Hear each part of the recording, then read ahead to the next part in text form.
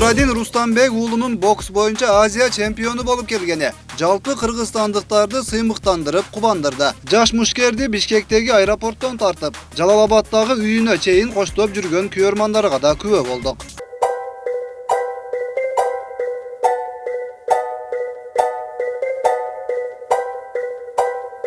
Nuradin çempiyon! Nuradin çempiyon! Nuradin çempiyon! Nuradin çempiyon!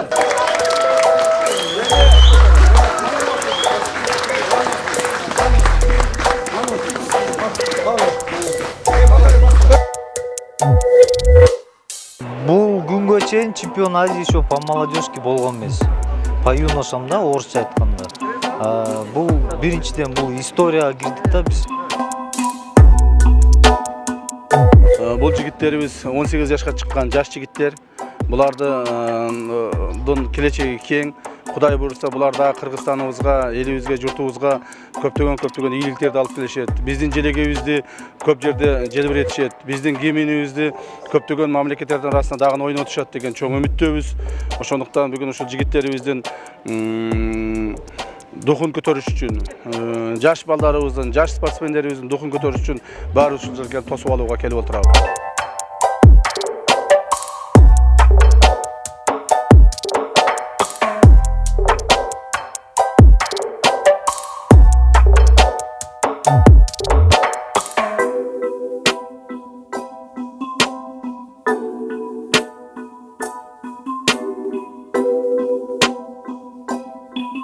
Чемпионду күтүп алуу аземи Бишкекти улай эле Жалалабад аэропортунда да уюштурулганы маалым. Анда жергиликтүү бийлик башындагылардан, облус жетекчиси орун басарлары менен Сузак районунун акими да келип катышкан. Массалык маалымат каражаттарынын өкүлдөрү, шаар жана райондун ардактуулары чогулуп, тийиштүү деңгээлде жаш спортчуну куттуктап кетишкен.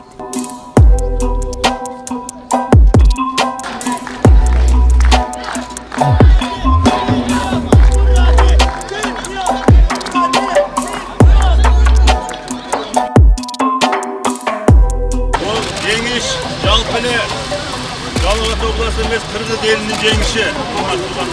Тарыхта биринчи жолу жаштар арасында 21 жашка чейинки Азия чемпионатында биринчи орунду мына биздин балалар алып атат ушул жерде. Мына кол чагып коелу. Ийгилик каалайбыз, бар болуңуз, аман болуңуз. Анан райондук мамлекеттик администрациядан кичине белебизден тапшырып коюңуз.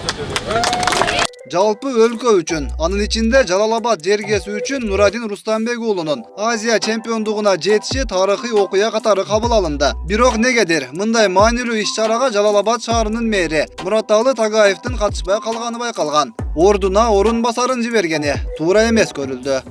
Бул губернатор барган жерге өзү барып аптыр да деген ой келди менен. Биринчи эле ошо ой келди да.